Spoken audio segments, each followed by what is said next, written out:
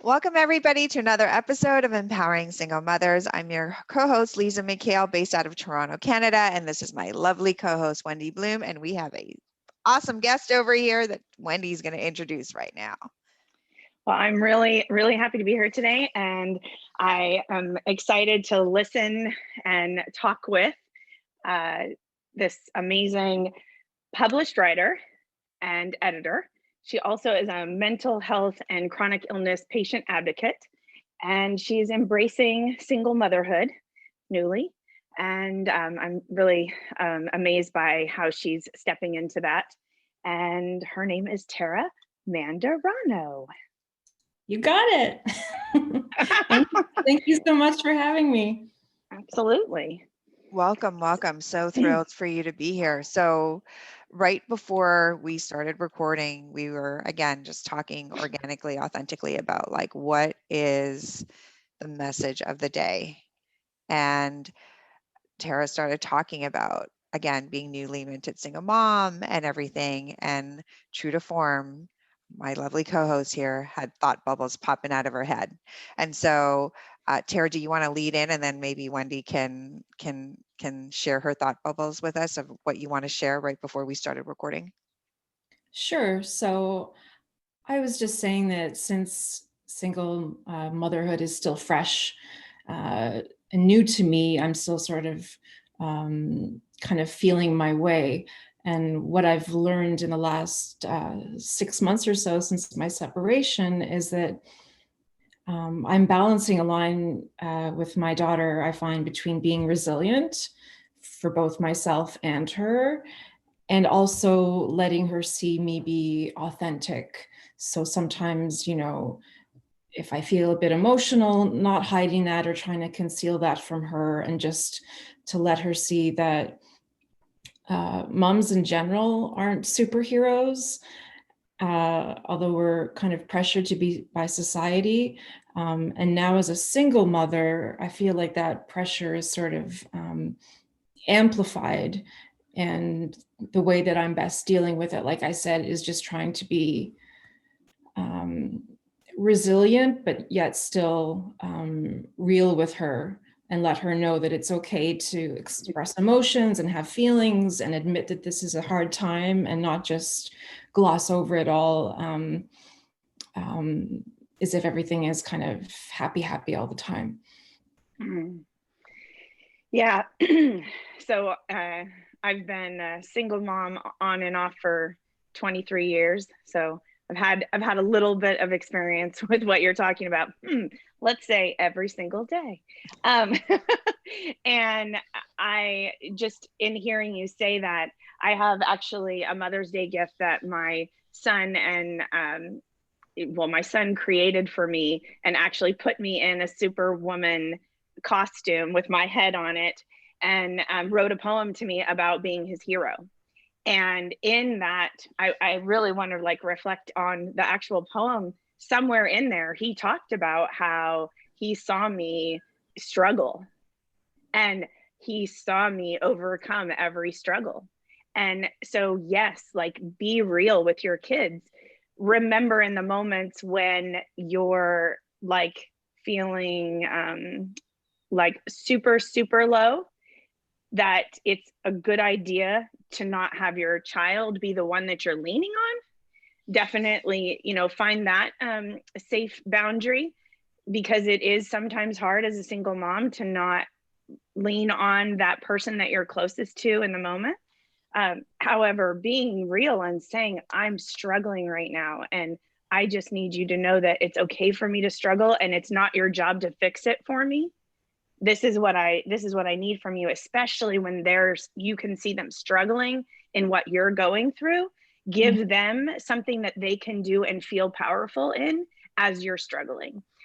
Say, I would love it if you could, clean your room today, or whatever it is that you can give them as this is something I can do for my mom in these hard times. Because I tell you what, your kids want to show up that time. They want to show up for you and let you know that they're there for you.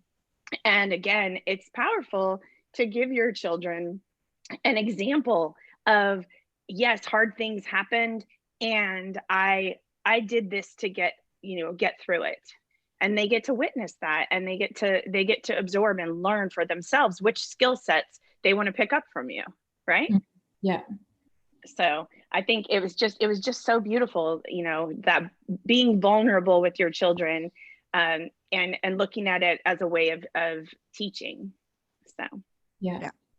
And I find actually, I mean, I was vulnerable with my daughter before all of this happened, but I've noticed since that it's given kind of her permission, or the example of doing it has led to her kind of sharing her worries and concerns and vulnerabilities with me, yeah, especially at kind of at night before bedtime. And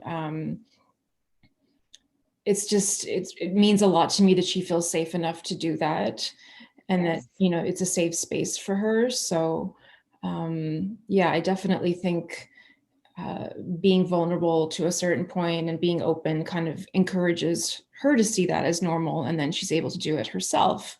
um, so that's been special for me.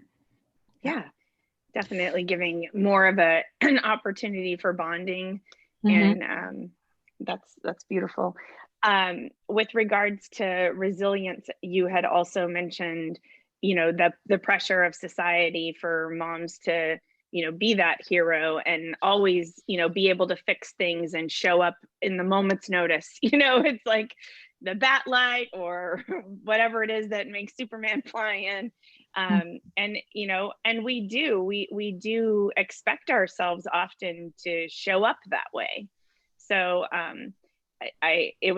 it was really nice to hear you say you recognize that we don't always have to be that. And it's hard, because we put a lot of pressure on ourselves because of that. And I want to jump in here because I think it stems from when we are children, this expectation and this belief that we have to be perfect and we have to be a certain way. And so just to level it out, I've been a single mom on and off for almost my daughter's whole life, and she just turned 12. So we reconciled in between, I think from ages 3 to 7, we got back together and then separated again. So I think it is really important that you are vulnerable in front of her to allow her to see and become aware of what emotions are, and for her to be able to label them and then to experience them, right? Because the last thing that you want to do, I loved when you said that just glossing over it, it's not actually allowing you to experience it. And if you can't experience it fully, you'll never be able to let it go. It's like it'll be following you around for the rest of your life and you don't know how to cope with it. And it's just going to keep gnawing at you and gnawing at you.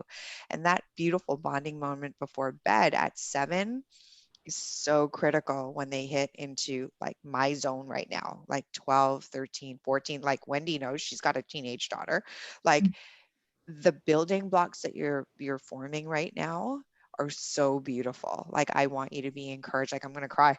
Like I want you to be encouraged because we have been there. We have been there at age 7. And when you sow into your, and I'm going to say girls in particular right now, because of the way society, I mean, it's changing. I'm going to give us that. However, even like, why do we feel compelled? It comes from our upbringing. It comes from these beliefs that we were taught, that were ingrained in us. And for us to be able to say to our kids, and particularly our daughters, like, it's okay for you to feel this way and experience it, and you're not just being a girly girl, or you're not being, whatever the labels are that we might have had, they're not having those anymore, and it's because we are modeling to them. So kudos to you for just being real about it. Like, it's 6 months, like your whole world has been turned upside down, and what you thought was isn't, and it's like you're still trying to figure it out with this mind that is still so pliable and impressionable. Yeah. So keep going is where I'm at with that. Wendy? I was just going to say, part of me wanted to ask questions about your resilience, and where you feel strength, and what steps you take in moments that you find yourself struggling. Again, not necessarily about your daughter and what she's witnessing, more so for yourself. What is it that you tap into in order to find your resilience? Because you did say that, there's moments that, like on Valentine's Day, I wanted to cry for a little bit, and that's okay. And then what did you do to, snap out of it? Or what are the things that you focus on? We talked about that on a previous call about how, for me, I want to have a list of what are the positive things that I can do to shift. So I'm curious what in life, and then possibly in this last 6 months where everything has probably been intensified for you, and really recognizing your resilience. Mm-hmm.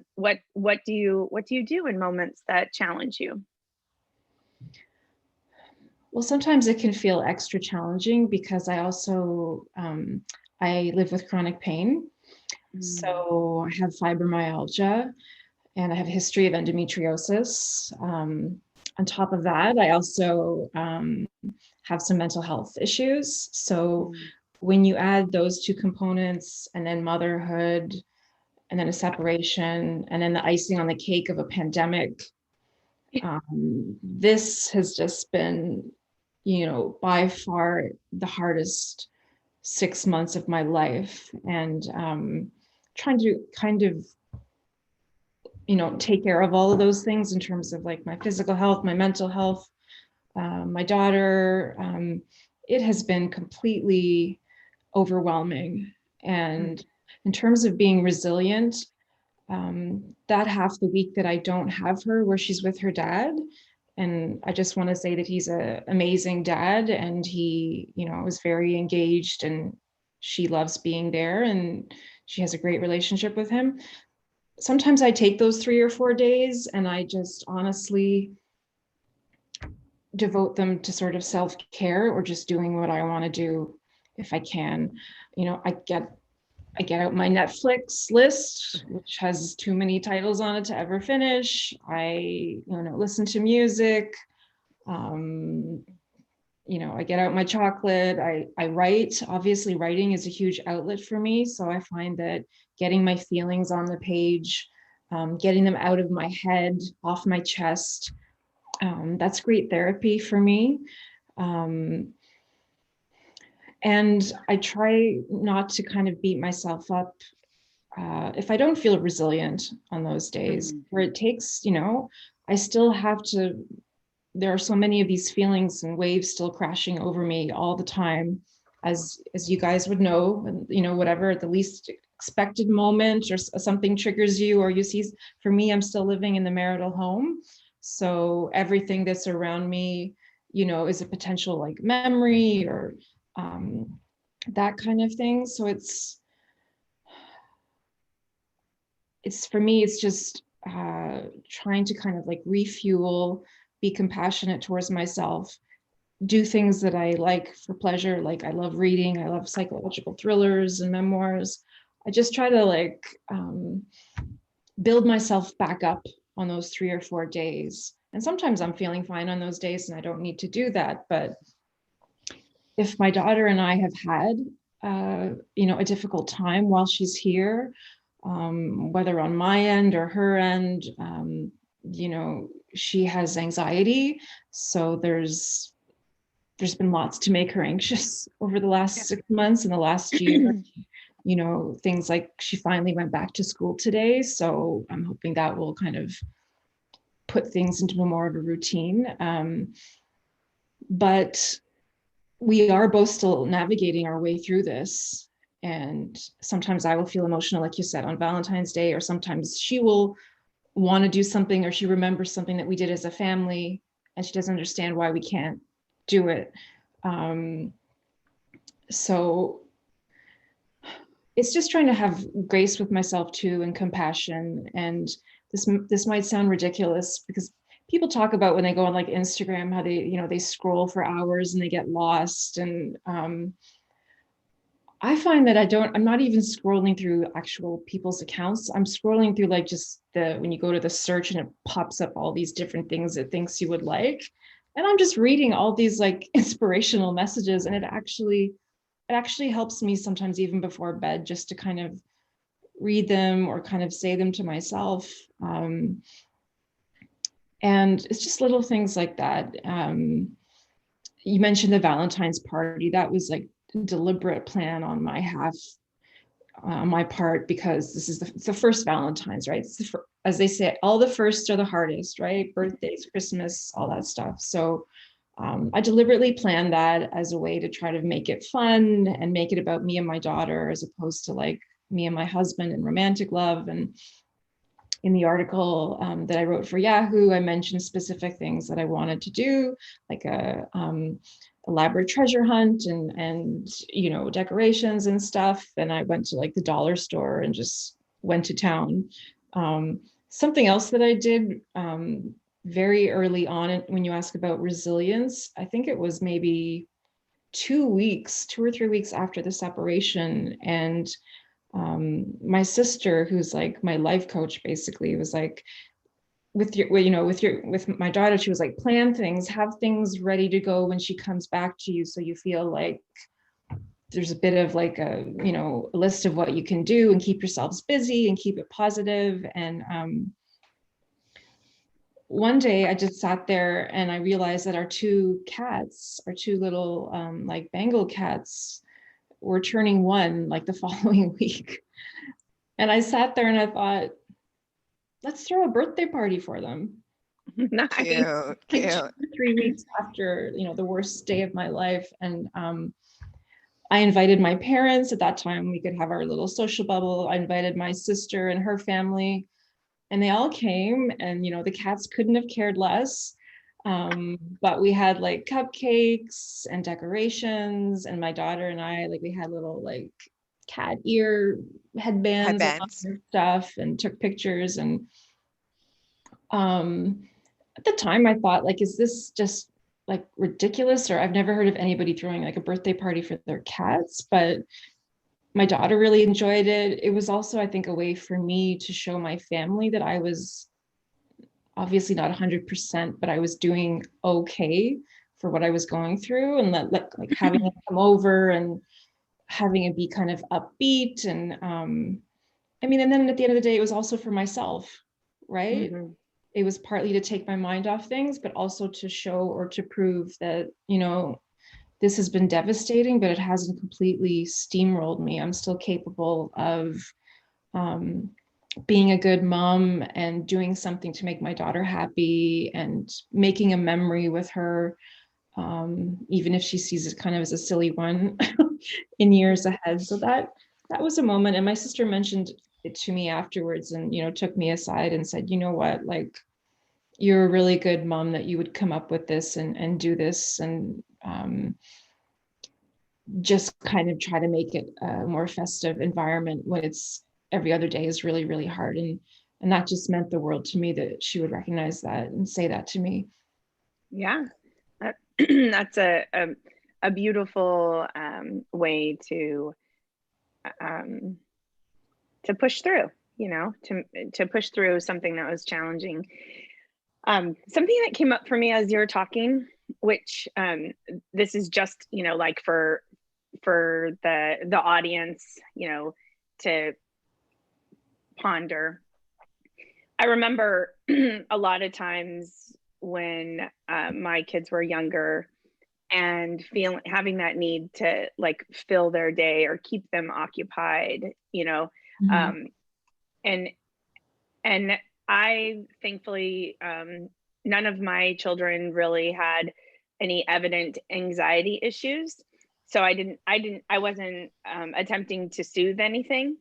I just, I recognize, though, that one of the things that was important during challenging times was allowing my kids to have to sit in what they were feeling, and not always having an activity that allowed them to avoid how they felt. So that is something that I think I realize now. I didn't realize it in the moment, that sometimes when my children were struggling with how they were feeling, allowing them to have some time where they sit with their feelings a little before I give them a fix.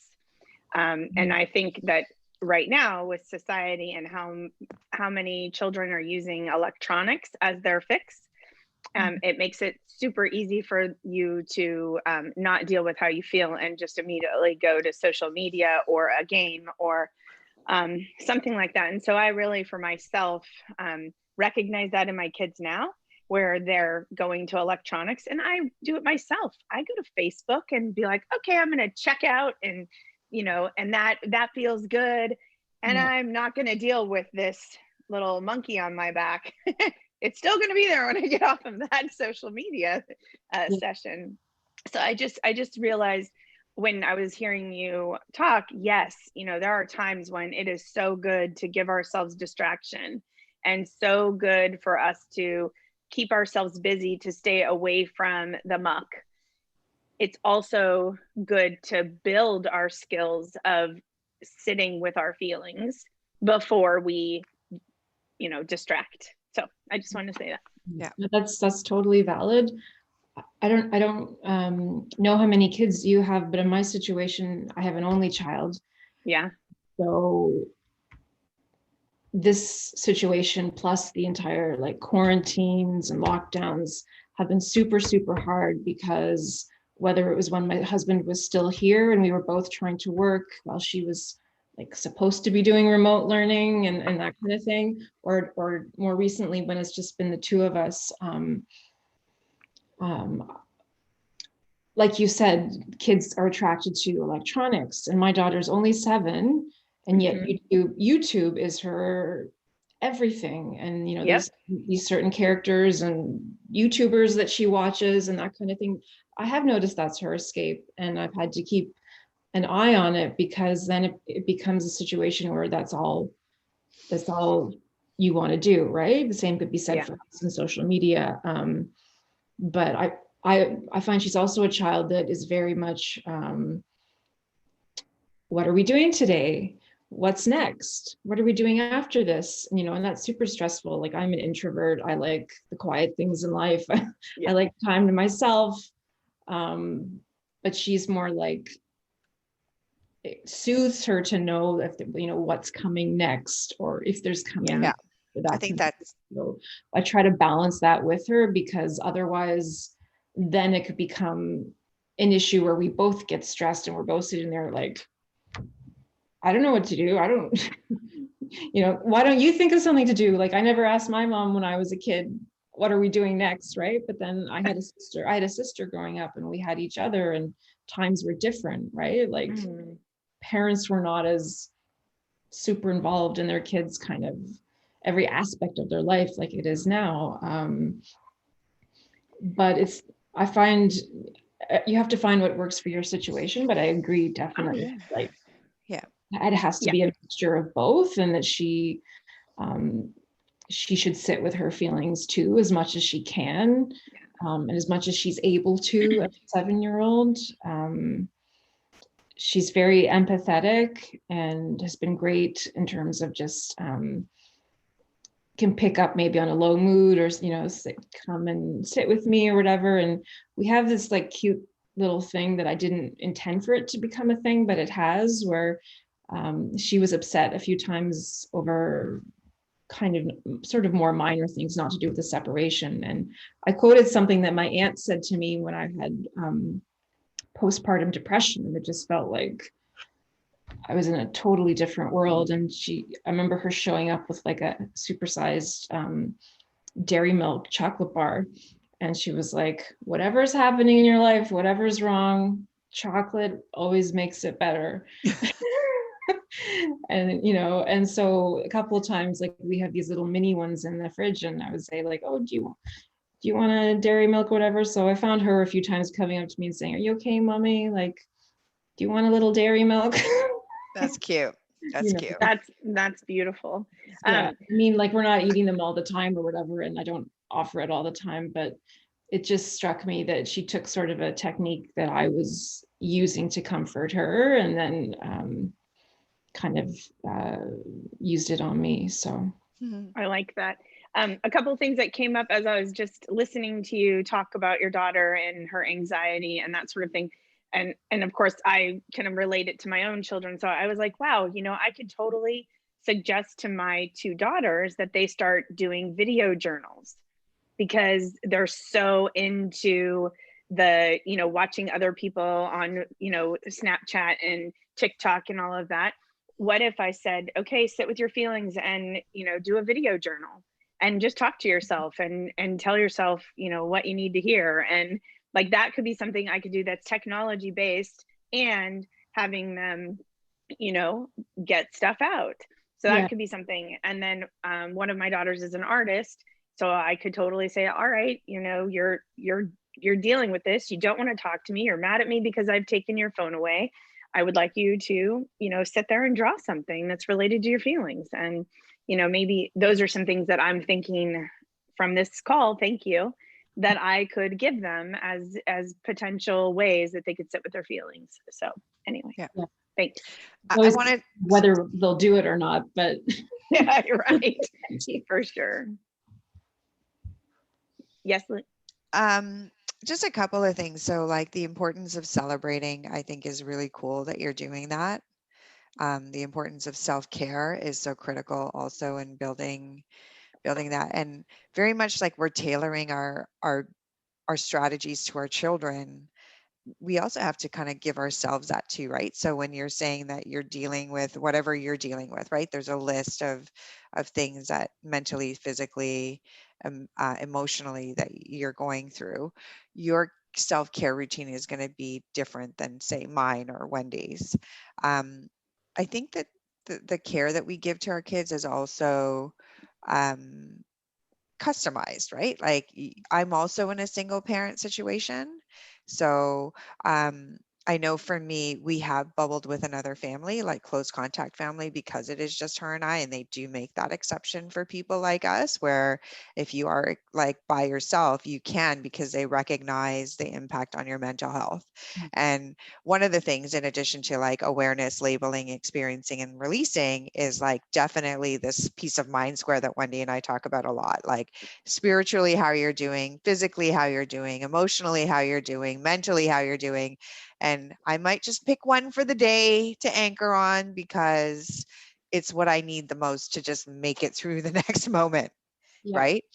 And having that, vulnerability to say, yes, this is what I need right now, whether it's like scrolling through Instagram for inspirational quotes, like that's why people do that, right? It touch them, they want to share it with other people. It's the reason that we're here today, right? It's not Right. always going to be a bed of roses. There's going to be somebody who's 23 years in that is like totally comfortable in the role, and here you are, freshly minted, right? 6 months. I remember 6 months. I was bawling every other day. Everything meant something.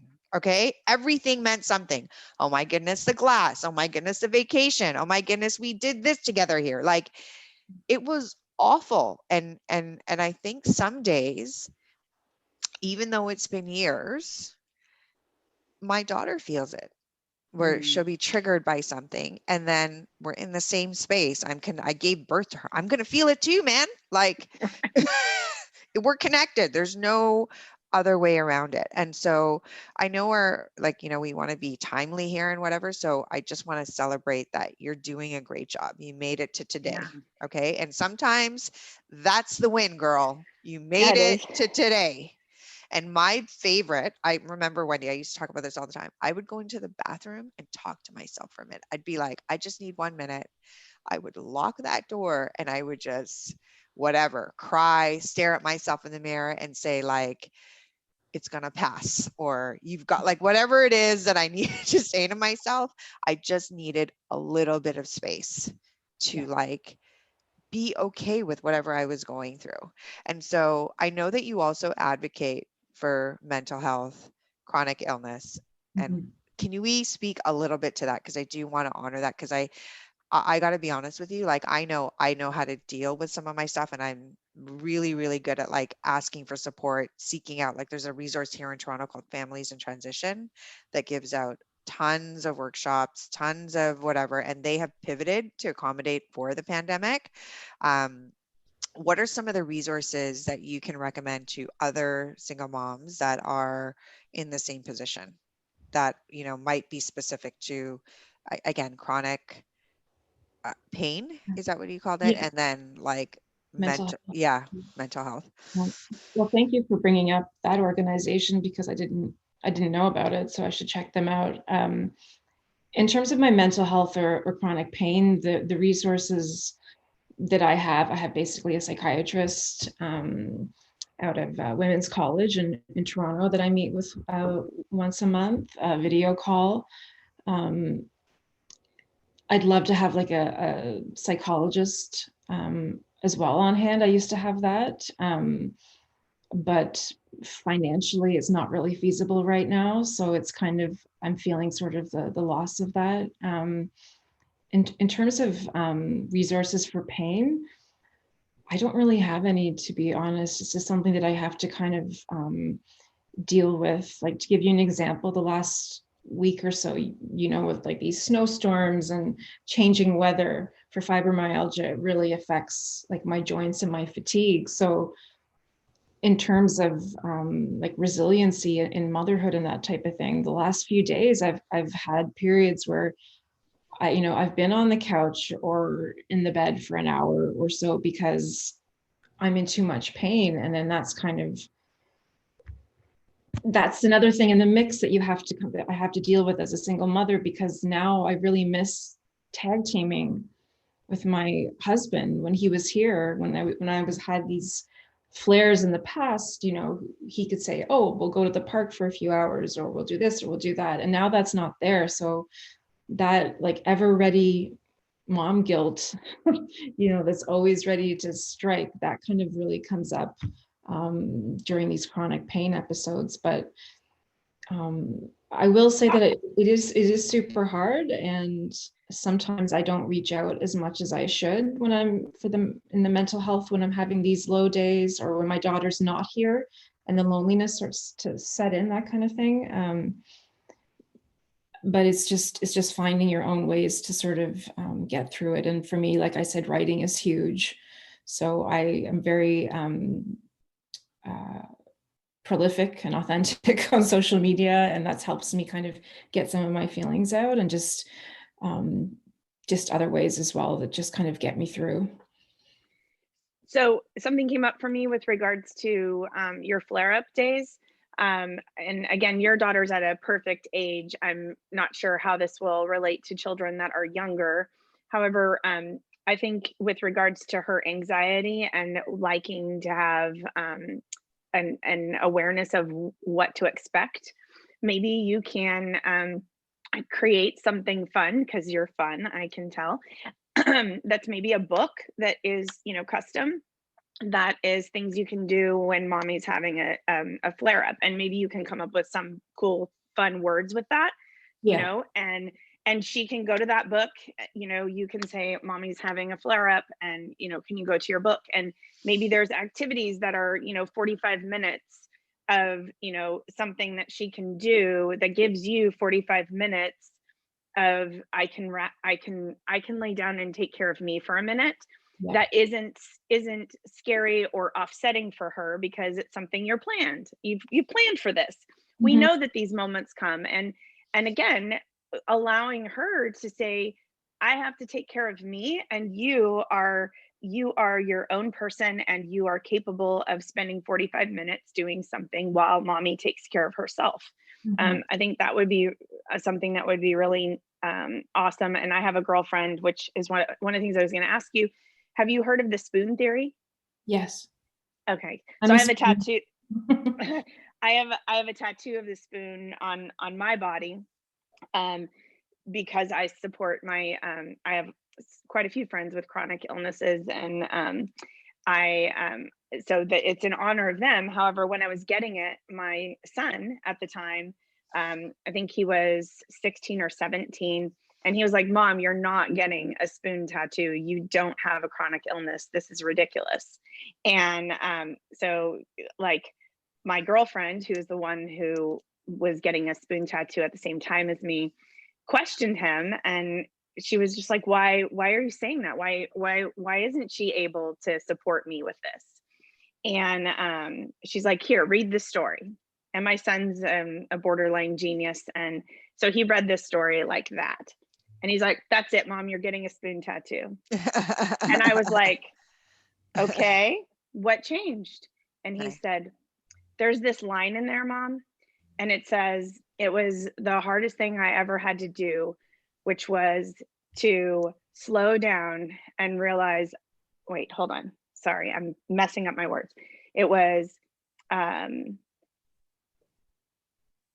had to slow down and realize that I can't do everything, and or something like that. And so he's like, Mom, sometimes you, even though you don't have a chronic illness, need to remind yourself that you can stop and slow down and not do everything.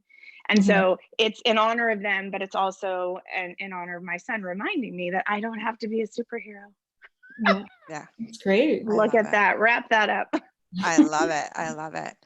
I definitely will share the resources with you, like locally. I definitely will. I've not read the spoon theory, so maybe we can ask our powers that be to put a link to that also. Um, I would invite you to share your stories on the Empowering Single Moms page, because I'm sure like you really write beautifully. Like Oh, like yeah.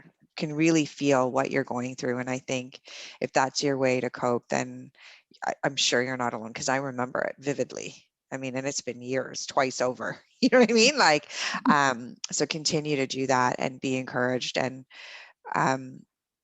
what I want to say is also, you are creating your new norm, right? Like, I know it's, like I still live in the home that I was, well, the second home that I was in. But it's my home, right? Like, I'm creating my new norm, and everything is, even though I might be triggered, I get to decide what's the next thing is going to happen, whether I want to like lean into it and feel it so that I can eventually let it go and make space for something new. Or it's like, we're just going to do something new, like celebrate the birthdays. My daughter does it. Like, our dog has a birthday. Like, okay, like, and she's 12. Like, it doesn't ever get old. And, um, that you find love in yourself and in her, like, no matter what happens, right? Like, that's a big one, right, Wendy? Like, you and I have really had Yeah. to just really fall in love with ourselves again. And then life gets a little bit brighter, right? Like, Sure does. it's still fresh, love. It's still so fresh, right? So again, be encouraged and create your new norm. Like, get a blank sheet of paper, write whatever you want. And we live in Canada, and particularly in Ontario, we do have resources. So while you might not be able to get it like in that financial way, I think the resource that I will send to you will be extremely helpful to you. Okay. Yeah. That would be great. So yeah. Thank you.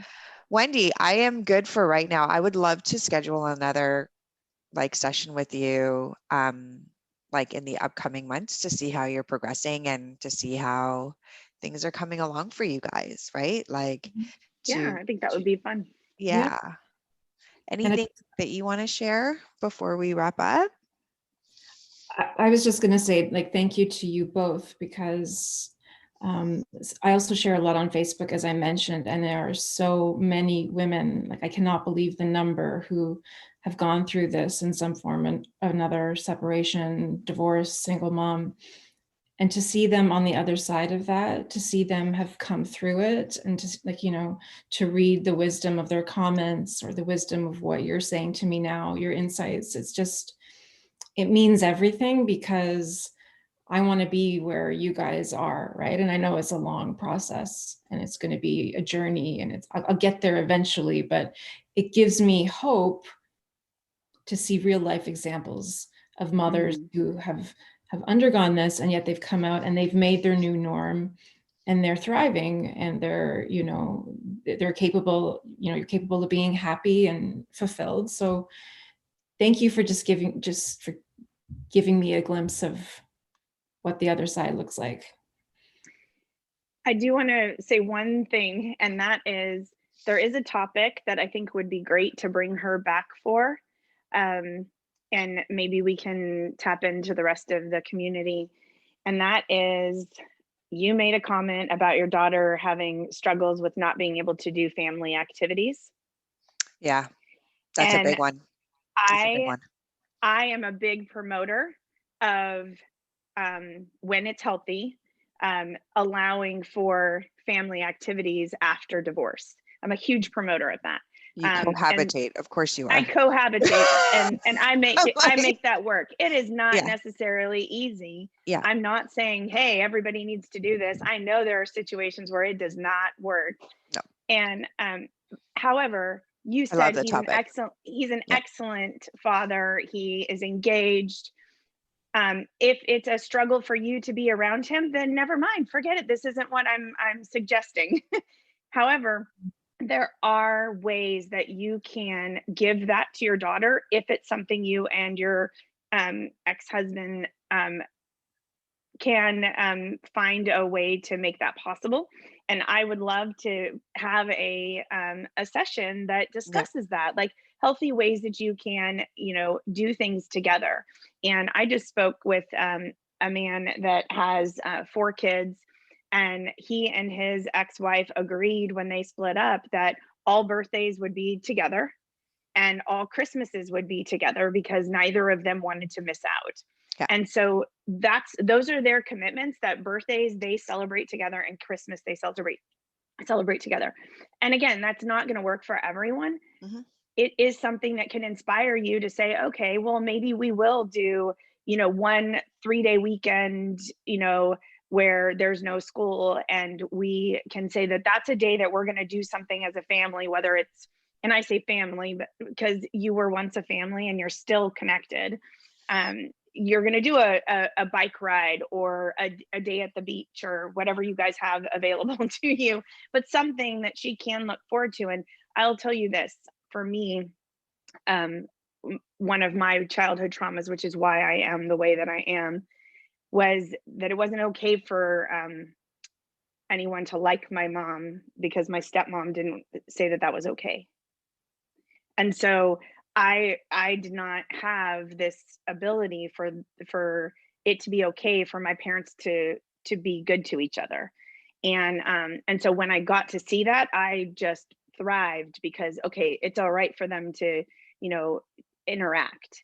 Mhm. And but prior to my stepmom being in my life, I was given an impression that you can have a good relationship with your ex, because my mom was married before she was with my dad, and I called her ex-husband my uncle.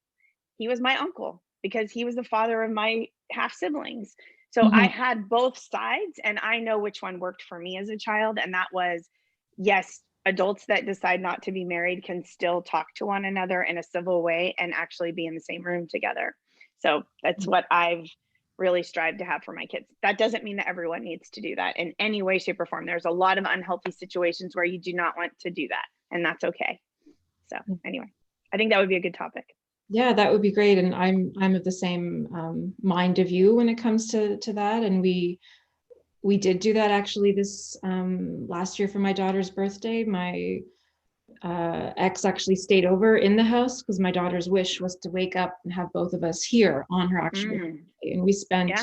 a great day together, and we spent time on Christmas Day together. So so that was wonderful. And that's kind of, I've been pushing a little bit more for that because we haven't done anything since. And I've noticed my daughter kind of wanting to do some of those family activities. So I agree with you wholeheartedly that putting her first and that kind of priority of spending family time together is so important. And I think it helped me too, because when Right.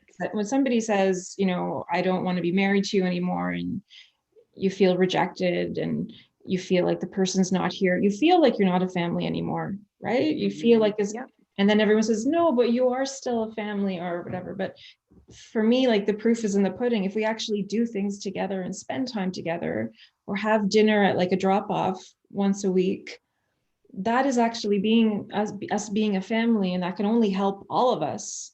Right. So yeah, I would love to talk about that. Awesome. One of the sugar coats of those is when you recognize the things you don't like about your ex, and you're like, I'm so glad I'm not having to do this every day. I'm just saying, Exactly. that is definitely Silver lining. Yeah. right. Okay. And I will say, you do get to that point where you are thankful for where you are. Oh yeah. You eventually get there. You do eventually get to the point where you're like, okay, I'm so happy and grateful that this is my reality right now. And it takes some time. Like, it takes time. That's all. Yeah. Love the like the add in there. I like it. I like it. Well, now you know what it's like to be on here. I hope you come back as a regular guest, and I look forward to reading more about what you're putting out there, about how you're feeling, and I hope that you have been empowered by today, and that Thank you. I sure have. You, Wendy, how you doing? Oh yeah, I'm super grateful for this time. So thanks. Always, always. Well, folks, we're wrapping up another episode of Empowering Single Mothers. Thank you to our guest Tara and my lovely co-host Wendy Bloom. That's it for now, folks.